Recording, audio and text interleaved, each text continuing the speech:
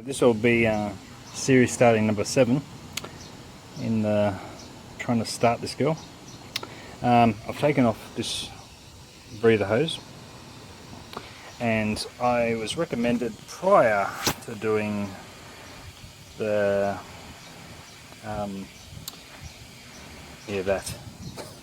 that switch that's underneath the harmonic balancer, the crank sensor. I was recommended first, try start your fast. Get this at super cheap stores. So what I'm going to do, they say spray a little bit and see how we go. So I'm going to just spray a bit in here and then give it a start. Then I'm going to put it back, and then I'm going to do it from the main port. The mechanic who did my top deck setter the other night, thanks to Johnny, said also I could have some stale fuel because this car's not really going anywhere and it's sitting for a bit. Obviously fuel can go off, so he said when he smelt a bit of this, because he had a quick look at it, he said your fuel could be off too. So he said try some of this first before we do the crank angle sensor, and see how we go. So there goes a beautiful wind. It's pretty windy today. It's on a Sunday afternoon. Freaking 31 degrees. And yeah, so we'll give that a go. Spray in there and try to give it a whirl. Then I'm going to close that off. I'm going to do it into the main port. Same stuff. Give it a crank and see if she starts. Then that may eliminate why this won't start. So I'm hoping I don't have to do the crank angle sensor. Pain in the neck job. Not that I've done one, but I've seen it being done, and you got to take all your radiators and all that sort of stuff out so you can get to it. So I'm hoping it's just stale fuel. So we'll see how we go. Believe it. You won't believe it. It started straight away. Like bang, it started. You know how good news that feels? Far out. I'm going to put a little bit more in there. You watch this, and then I'll just pause it here, and then I'll get near the key. Ready?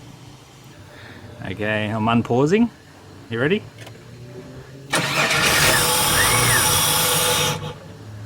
Can't believe it. That is made. That can and that news has made my entire day. That is so good news, because this engine ran beautiful. It's only got 67,000 something kilometers on it. Now I can understand when I did that fuel pump how bad it was. See, we've got, look at that originality. 67,000 original K, 67,854.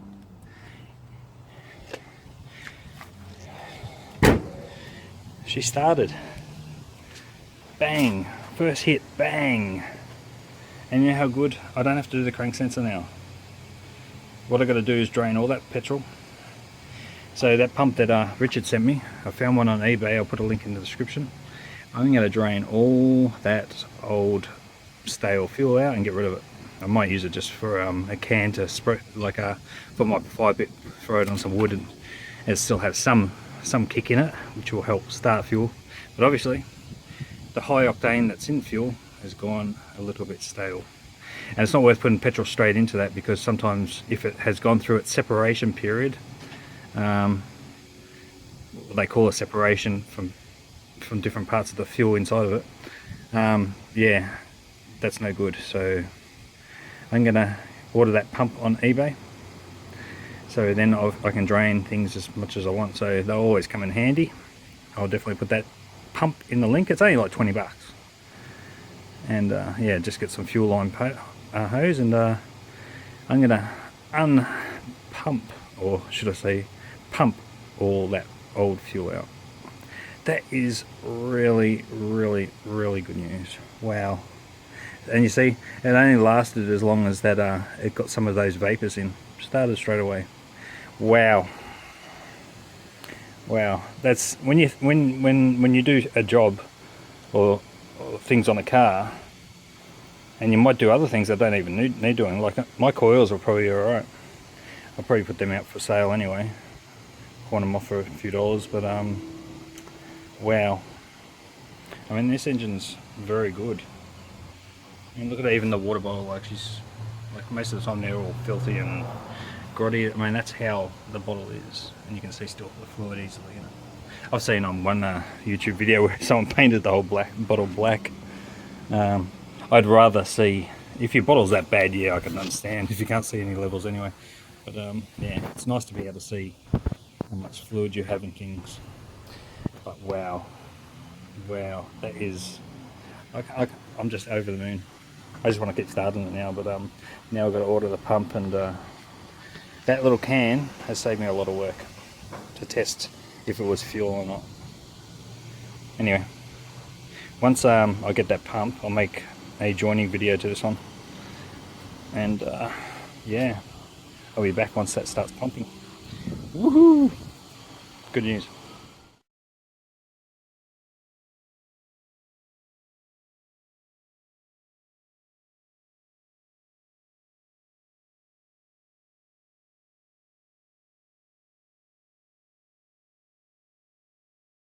Okay. I like saying okay when I get onto a video. Anyway, it's been a bit of time between my last video with this because waiting for paste, especially with Australia Post, it's crap. It's crap at the moment, especially. What we're gonna do is what I ordered. I ordered two different things because the place TE Tools, this was like 30-40 bucks just for the bolts. They're supposed to be specially for the 3800 V6 harmonic balancer, and I got a cheap one of these. You like how the tools just fall out everywhere? They come with generic bolts. This was only 20 bucks, but what I want is to use this, what they call a duck's foot.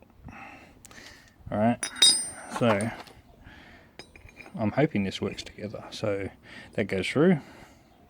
3 bolts are supposed to be specifically designed for the Holden Commodore one, which they should screw into these 3 points. But first I've got to crack this major big nut. Now I don't know how this is going to go, but I'm gonna first try to crack the big nut because they're supposed to be on pretty good, and then I'm going to try these T&E tools, and because the kit with their own duck foot, that was like 160 bucks. So I thought, try this, because it'd be hard to wreck this size solid metal. These are probably a lot stronger and better class metal. So that, along with this duck's foot, 40 to 60 bucks, is a lot better than 150, 160 bucks. And sometimes I think I saw the kit for $180 specifically for this motor. So, alright, I'm going to try and get into cracking this harmonic balancer, and I've got the brand new Delphi crank angle sensor for it. So that's the first thing we're going to get into, is trying to crack this bolt. I'll be back. Okay, so I learnt this on YouTube just last night or the night before. You get like a breaker bar or a nice big strong piece of steel, and put a very good quality part of your sockets, your tool. I can't even think of what they're called. It's a non-ratchet handle, and it's a 24 mil nut, and I put it with a couple of bricks so it doesn't have a big gap to come up to, so it's leaning on the actual metal part of the body, pretty much where your toe point is, and you just crank it a couple times, and if I take that off, this is turning like that. It's turning. It's freaking awesome. Alright, so what I meant by good quality, because, where did I put it? Yeah, here. When you get inferior products, I mean, I thought this was pretty good at the time. It's not a Vandaminium or whatever they're called. What is it? It's supposed to be, not sure if that's King Chrome on there. It's very small writing. Anyway, it snapped within a second. So that's the difference between good quality and scrap. It's probably not even good for scrap. So that was an old school. Where'd I put that bar? Still there? Yeah, there. That's the difference between good quality steel, and this is an old classic one. Good old Sid Chrome. It's been made in Australia. But yeah, it's old, but it says Sid Chrome somewhere there. Anyway, that's still on one side. It's very old, that one. Yeah, so that is cracked. So now what you're supposed to do is unscrew this to a certain point, but not take it off all the way, so you get some good give in there. And then, anyway, I'll make a video, but yeah, you put the duck's foot and then put those 3 bolts in. But I'll just do a video of what it looks like if this comes together as I plan. This is basically what it looks like with the duck's foot and the bolts all attached, and then there's that main bolt that pushes against your main bolt to then pull that away. Now the next thing, what you got to do, you can pretty much put one on this wheel, just underneath your alternator, and if you push down, it loosens your bolt. Yes, bolt. It loosens your belt, so you can pull your belt off. Yeah, sorry, I forgot to mention that from my video before, that I changed all the fuel. I hope I can't remember anything today. I don't know what's wrong with my memory. Yeah, I changed the fuel and still no start. So the last thing has to be that that crank angle sensor. So I'm going to get the belt off now and then start screwing in that, and that should release, hopefully. See, if the belt's on there with tension, it's going to make it harder for that to pull forward, so you need your belt off. And I bought myself a nice, see, I can probably do this almost one hand. There we go. Yeah, you need there we go, you need this belt off, and it goes 1,000 different ways. So take photos if you don't remember. Yeah, come on, off you come. Oh, there she goes. So that belt's not going on again anyway. I'll cut that later. So we're going to try this and see if that releases.